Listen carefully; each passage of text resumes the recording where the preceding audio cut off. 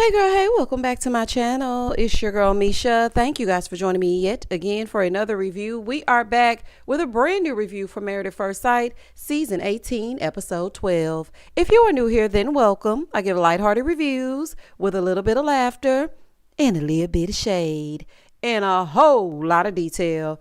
If you're back for a second or third time, then welcome back. Y'all, please don't hesitate to like, comment, and subscribe to the channel. Share with a friend. Hit that notification bell so that you will be updated each and every time I upload a video. Now, child, let's get into it if we gonna get into it. Listen, this episode was boring. Okay, production is playing in our face. Do not tell me that we are going to have to wait till the where are they now or when they get on that cash trip after everybody has gone through decision day and find out who's swipping and swapping. But we're going to go ahead and get through this boring episode. And it was too Wancho and Carla heavy. It was them every other scene. It was too much. 22 days until decision day. Camille and Swaggy T. So Camille and Thomas are on their way to see Camille's family. They're in the car talking about who all going to be there. They get to the family's home. And Camille got that little two-piece in every color, don't she? I say, girl, not you got this little two-piece in every single color. Girl, what season is it? Anywho, and I was looking, and Thomas looks just like he could be kin to the family. I said, y'all might need to get a DNA test, honey, because y'all look kin. They all look just alike. And so they sit down with the family. Camille is telling them that Thomas is a good guy. Her grandmother was just so cute to me. Y'all know I have an affinity for grandmothers. She was just so pretty. Reminded me of my own. So her dad is basically singing her praises. And Granny let it be known that Camille was spoiled. She wouldn't talk, but baby, she gonna point. Okay, she gonna say, I want that over there. I love how grandmothers keep it real. Baby, everybody be talking about everything else. They was like, yeah, she was a feisty little thing. Couldn't get her to sleep for nothing. Grandma, that has nothing to do with this, okay? At all. The grandmother had a sweet scrapbook with all of Camille's accomplishments, newspaper articles, etc. It was just really sweet. And she said in her scrapbook that Camille's dream date was Reggie Bush. I said, oh, okay, you like the dark chocolate. Now, you did say that. You did say that. Okay, Reggie Bush proves it. So her dad was basically talking about Camille's competitive nature and how she turned out to be one of the best players in the state because y'all know that she played basketball as well. And I mean, I was listening, but I was just looking and I was just like, Daddy, what is this little necklace you got on? I guess she got her style from her daddy too. She got that style from her daddy.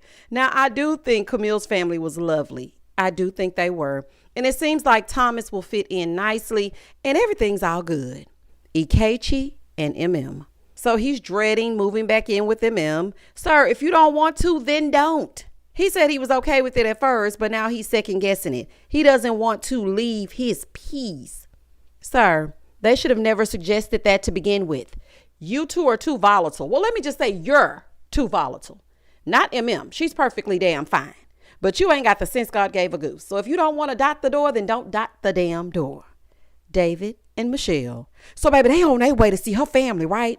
David, now you could have put a little effort into the ponytail at least. Now normally I don't ride with Michelle, but didn't you just buy your denim jacket? Where's your denim? Why aren't you looking like Drake? Where is your Travis Kelce outfit? You look a mess. Child, and why does that ponytail always look wet? Child, I sure hate that wash and go. So anyway, they're in the car on the way to Michelle's family's home. And she's talking to him about how she's struggling in the marriage. So she's happy to go home to a safe space. Michelle, please. Okay, you are so draining. You are draining, child. We is tired. We tired. So then she brings up this text message. She said, yeah, so I got a text from you. And the text says, you look so damn fine. I just want to eat you up. This man gonna say, yeah, that was about food.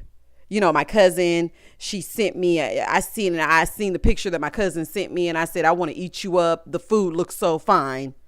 What? First of all, ew. Okay. Second of all, gross. And what are you talking about? So your cousin sent you a picture of a plate. And instead of you saying, oh, that look good. What spot is that? You said you look so damn fine. What are you talking about? David, now, I am a lot of things, but stupid ain't one of them. Nobody texts about food being fine. Now, you really had all night to think of a lie, and that's what you think makes sense? I was talking about the food. You really think people are stupid. Instead of flopping that damn ponytail up there, you should have been figuring out what you were going to say if in the event she brought this text message up. She wants to know, why didn't you bring the text message up? He said, well, I deleted it so we wouldn't have to talk about it. I knew it was going to come up. Because, girl, he was trying to think of a lie to cover that accidental text message. Now, let me tell you something. I have done this before. Not in the cheatation type way, but like I was sending something to my mom and my sister's nickname also begins with an M, and then my nickname also begins with an M. So it's like a whole bunch of M's. And I accidentally sent a text to my mom that was meant for my sister. But whoever he was trying to text, her name begins with an M as well. Madison, anyone? Because how did you get this confused? No wonder you down in that basement, David. You probably didn't know how to lie on the application. I know you don't make 3 times the rent. You had to get a CPN.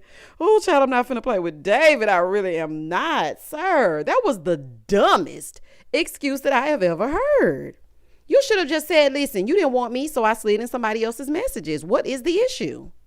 Now, she was wondering how he accidentally texted her. He said, well, your name was below my cousin's name. She said, so you didn't text anybody else, like from the group, any of the other couples? He said, no. Okay, David, sure. But don't think we're going to forget about this, because we will revisit it. Y'all wasting time even going to her family's house anyway. Michelle and David, stop wasting people's time. Please stop. So, baby, after they get through talking about that, they arrive at the family's home. She said because the text message is so confusing, she's not going to bring it up. She's going to wait until later so she can think about it, and then they'll talk about it later. Yeah, because if you brought that text message up, they would look at you crazy if you believe that. Okay? If you believe that, I have some magic beans to sell you. So her family is saying how good Michelle was growing up, blah, blah, blah, blah, blah. Child, anyway, they want to know how the marriage is going. To hell in a handbasket, but let's see what they have to say. Now, of course, y'all know Michelle gonna tell anybody who asks and who will listen that she's not happy in this marriage. I hate it here. Okay, Michelle, we got it. We got it. Now, her friend told David, you know what? What's so sad and unfortunate is that you're not getting the Michelle that we all know and love. And if you earn her love, then you'll never lose it. What an unfortunate turn of events. Shout out to Clint. But unfortunately, he's not trying to earn nothing but his way into somebody else's pants. That's why he's texting her. Madison and Alan. Now, of course, there's another field day type activity. Do y'all ever do anything that doesn't involve sweat? Why are y'all always doing something like this? So they're going to throw some balls around, and she's telling him that she was always picked on as a child, but she went to high school and her sister played softball, so she started playing softball too. She said doing it made her feel a sense of belonging to something. So they sit down after Alan misses all the balls that she's thrown, honey. I said, Alan, what in the world is going on with you, Butterfingers? So they sit down. She starts telling him that softball reminds her of a time when they didn't have a lot. They were on food stamps, and her mom showed up to her middle school with her boyfriend and basically made a fool of herself, talking out the side of her neck, acting crazy. She said when she's on the field, it shows how far she's come and how she got out of a crappy situation. So then Alan told her that when she has her own children, she's going to be more positive because of what she went through with her own mom. Now, Madison says that she's afraid of having kids because she doesn't want to disappoint them, but she didn't have the closeness with her mom that she so desperately wanted. But she does hope that if she has a daughter, that the two of them can be close. Alan, of course, is offering words of encouragement, which Madison appreciates. But baby, not before she let him know. Don't get any bright ideas, sir. I said I'm feeling the closeness, but it did not flip the switch when it comes to the romance. I still want you all hands off. Okay, don't touch me because I'm not interested. Moving forward. Now, what I would like to know is if Madison has gotten to know anything about Alan. Every episode, it's about Madison.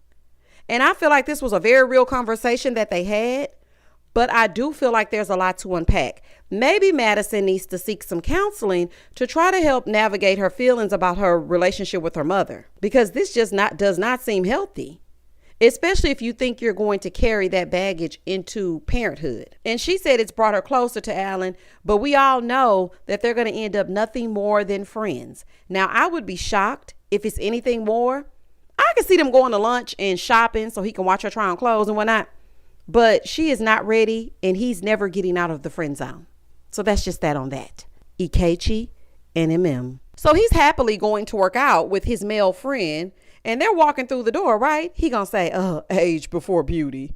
Now, what man says that to his homeboy? And as giddy as he was, talking about, are you going to hold the punching bag? Or what something he told him, are you going to hold this so I can let out some aggression? Nobody's doing anything to you, you little twerp. Nobody is bothering you. Why are you acting like somebody is bothering you when they are not? Meanwhile, across town, MM is taking her pup for a good doggy self-care day with her friend Tiffany. And she's telling her friend about the disagreement and the disrespect and how she's trying to navigate the relationship and how they will move forward. What relationship? There is no relationship and there is no moving forward. Unless you listening to this review, there's no moving forward. So he's across town telling his friend, yeah, she's always trying to get to know me. Want to ask me questions. And I don't know why she's trying to get to know me. His friend said, well, maybe she doesn't know. So that's why she's asking a question so she can get to know you. That's all we're saying.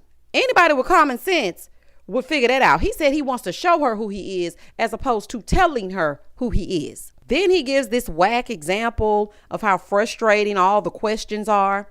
Listen to me. We can just dead this right here. You said you wanted to show her who you are instead of telling her. Well, honey, we have seen enough to know that you're not worth a damn. So if this is what you're showing her for her to get to know you, I hope she knows that she needs to go that away because there's nothing good that comes from you. Then his friend is co-signing the BS, talking about, oh, yeah, I can understand. I can see. Sir, no, you cannot. Okay, it's giving foolish, and it's giving foolish. Then he says again that MM is too aggressive. Back over with MM, she's telling her friend Tiffany about the names that he's called her and how he came to the anniversary saying that she doesn't make him feel good in front of all of the other couples. Meanwhile, he's over there telling an entirely different story, talking about, yeah, I came to the anniversary dinner. She blew up. Tell him why she blew up. See, Ikechi is one of those people that loves to lie by omission and create these narratives so that when you actually meet the person, you already have a preconceived notion based on what this man has told you. And it's completely opposite. You just like to lie and tell a one-sided story. And this shows me that this is the same thing that you're doing to MM in the presence of those experts. And you ain't fooling me. Moving forward. Back over with her. She says she doesn't think that they should just jump back into moving in together before they have a conversation. Now, MM, I wish you would have told the experts that. Because that is something that you should have said instead of turning to him to say, will you move back in with me? That is crazy. Girl, do not let them peer pressure you. See, that's why they need to start playing these after school specials again. Baby, I used to watch a good after school special as a kid, and I don't let nobody pressure me into doing something I don't want to do. Honey, just say no. Moving forward. So she wants him to get to know her because she's all in. Over on the other side of town in the gym, he's talking about, yeah, I'm a little leery. There is nothing to be all in with. MM, he doesn't even call or text you. He doesn't like you, ma'am. He doesn't. Or himself. Let me just make sure I'm clear. He don't like you and he don't like himself. Moving in together never made any sense. And I don't know why Dr. Pia even suggested that. The only thing that these two agree on is not living together. Juan and Carla. So they go to a coffee shop to write letters to their younger selves. Carla reads hers first. Carla's younger pictures were so cute. That's all I got from this, honey. It was so cute. She talked about how sensitive she was when she was younger and she was very reserved. So she's telling Juan that she does things now that bring her joy, which are a lot of the things that she did as a child. She'll hug a tree. She'll jump on a trampoline. Honey, she gonna do the split, a toe touch, a cartwheel. Carla just do whatever she want to do. Okay. Whatever she feel like doing, she gonna damn do. Juancho then reads his letter. He wrote to his 6-month-old self. Now, when he first said 6 months, I said, now what in the world? Juan, what the hell are you talking about? He's writing to his 6-month-old self. And he tells a story about him being sent away because he was almost taken by the maid. I said, what? Then they got him back. Then at 6 years old, They left again. And he got so overwhelmed, y'all. He got up, he walked away. And I was just like, wow, you just never know someone's story. I am so sorry, Juan. Not the maid trying to steal him. And Carla, girl, get up and hug your husband like you hugged them damn trees. Just sitting there looking at him. I said, what is wrong with Carla? Also, this scene was in the previews, and it made him seem like he was talking to Dr. Pia to paint him as the swapper and the person who was cheating. That is very misleading. Don't do things like that, because I was talking as though Juan could have been a potential suspect. Now I have to cross him off the list because he's definitely not the one that is swapping. Now, I knew it was David and Madison, allegedly. Okay. Now, I called it review number 3. That's who David want to sop up like a biscuit. Talking about some food. You talking about some food, all right. And Carla, why are you just looking at this man? Everybody getting on my nerves, child. So he comes back, he finishes. And at 6 years old, he said they left for the American dream, but they came back 8 months later. He had to learn a new language. They lost their house and they were under financial strain. And then at 16, his dad was diagnosed with prostate cancer, but his dad ended up beating it. Carla then got up, okay, and out of her trance, and she consoled him. But I was just thinking, those are some pretty major life-changing events. No wonder he's always talking about business and money, because he grew up with instability and his house was taken. He should have been matched with Michelle. So both of them could have never gone backwards, because it seems that because of where they came from, they never want to return to that. And that's why it's so important for her to have a man that's stable. And that's why it's so important for Juan to have a partner that's stable and for him to be stable himself. I get it now. I get it. Moving forward. I feel like this show needs to start with 6 weeks of therapy first and then move into the other parts of having a relationship, because a lot of these people are still hurting, and you cannot possibly go into a relationship and be okay like that. Now, you never fully heal, but you at least need to talk about it. And Carla was looking at Juan like, child, he wasn't even speaking. This is a fool. Madison and Alan. So they're going fishing. The only fish in the sea is David for Madison, and she ain't fooling me, allegedly. I am so sick of these two always doing something recreational, but at least they're doing something that he likes this time. So he's telling her that he would go fishing with his dad. His dad was not a man of many words, but when they were together and when they were fishing, it was like their time. You know, that was their closeness per se. Now, she wanted to know how it ended so badly between his parents. He said they each had their own perspective. They were each bad-mouthing each other to him, and he was just caught in the middle. So then she wanted to know about his first serious relationship. He said it was long distance from 15 to 19. They bonded over trauma, and he found out she cheated on him with 15 people. 15 people. Not one, not two, not three, not once, not twice, not thrice. 15 people. Madison over there thinking to herself, well, at least I only cheated with one. This is a mess. Madison, you should be ashamed of your damn self. Madison, if you are the cheater and you are sitting here listening to this man tell you that he was cheated on 15 times and you are messaging David, you should be ashamed of yourself. Moving forward. Now, I ain't going to wish it on you yet because I don't quite know, but all fingers point to you. The mysterious text message, and Michelle's name begins with an M, and she said later that all of y'all were meeting. Honey, it just gets worse. So he starts talking about how his dad is where a lot of his childhood trauma stemmed from. His stepsister was 3 when he last saw her, and she didn't really have a mom, and his mom was too busy trying to get court things together so she could win the custody battle, and his stepsister blamed him for her not having a childhood. And he finally heard her voice again for the first time in 18 years right before he got married. And she was telling him it wasn't his fault. And he knows that, but he still feels guilty. What? Now, I was so confused. Okay, is this your mom's child as well? It's so much with Alan because he was in a 14-year custody battle. He hadn't talked to his sister in 18 years. It's a lot of years passing up and through. Because why didn't his mom make sure that they had a relationship? I don't know. But what I can say is custody battles are hard. And if you've never gone through one, please thank your lucky stars. They are hard. They are emotionally draining. And I would not wish them on my worst enemy. I would not. Moving forward. Now, Madison did comfort him, and Alan finally got to actually touch her. Child, I don't think she wanted him to, but he did. Child, he gave her the biggest hug, lifted her up off her feet, spun her around a little bit, even tapped on her little butt. I said, oh, okay. She probably wanted to jump in that pond. Child, I'm done. Carla and Juan. Baby, these two know they can produce the melatonin in somebody. When I tell you I was so sleepy, I said, what is going on here, honey? Somebody wake me up when they're done. She basically told him that she's ready to introduce him to her parents off camera. Carla, what are you talking about? So no family all season? Okay, girl.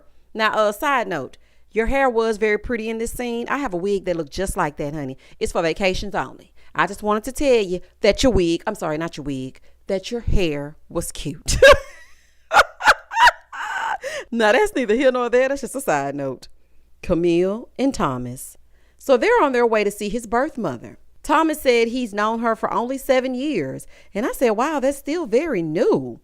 Thomas and his mother look just alike. Just alike. Child, they get in there, they taking shots. Mama cooking.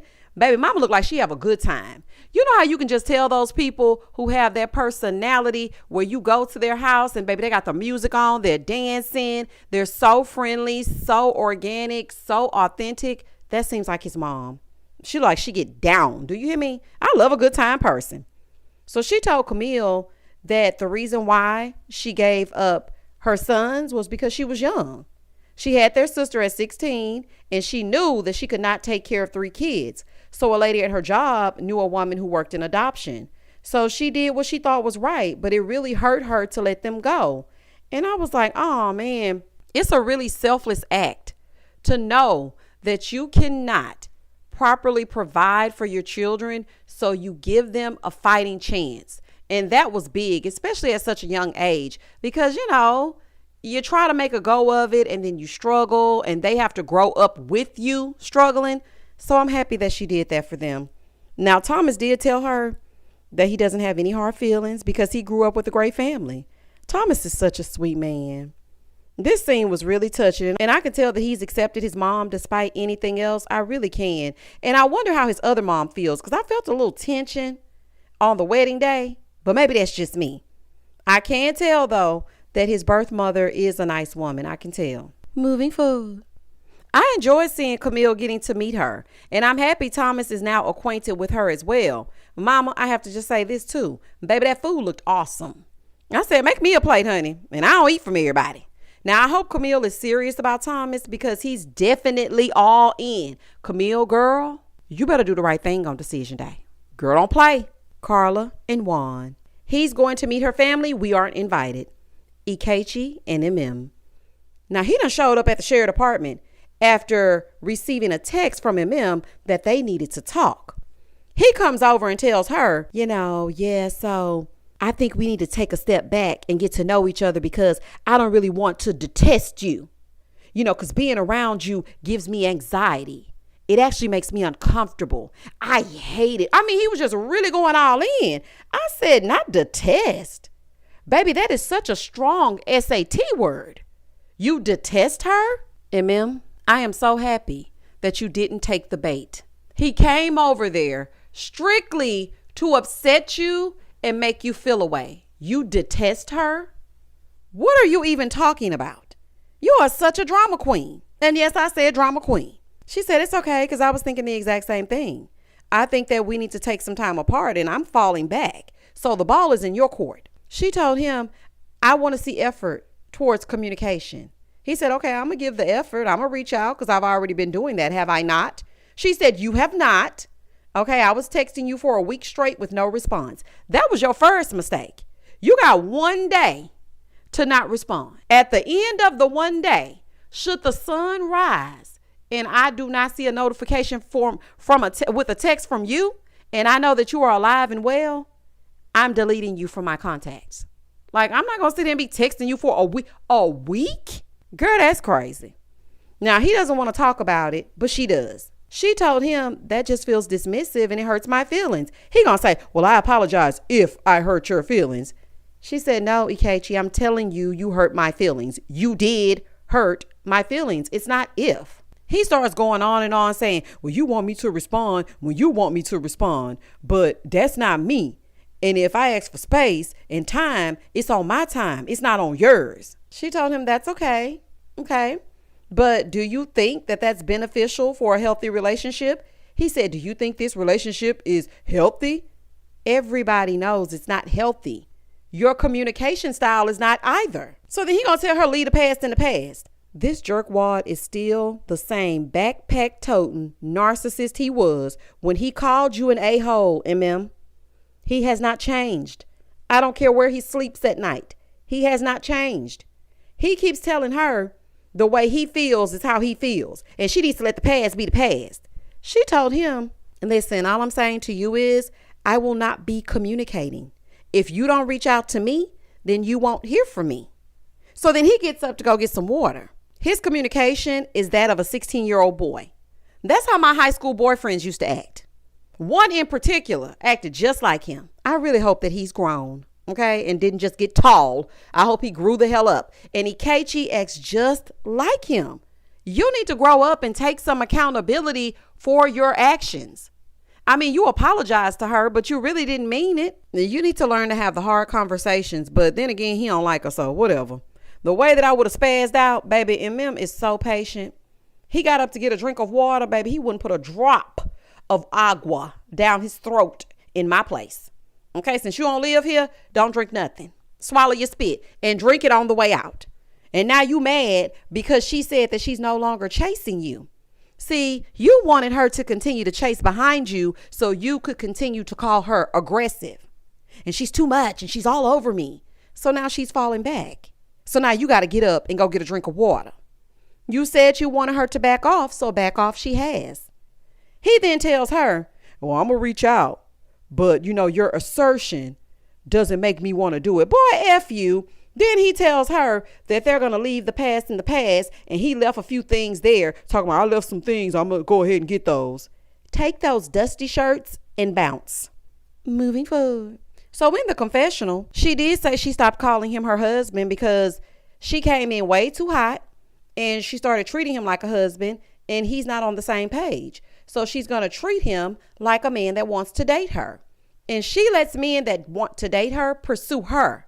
And then she'll decide if she wants to date him. I'm so proud of you. Honey, shout out to Drake. I am so proud of you, Now this is the energy that he deserves, honey. Give him nothing. Give him nothing.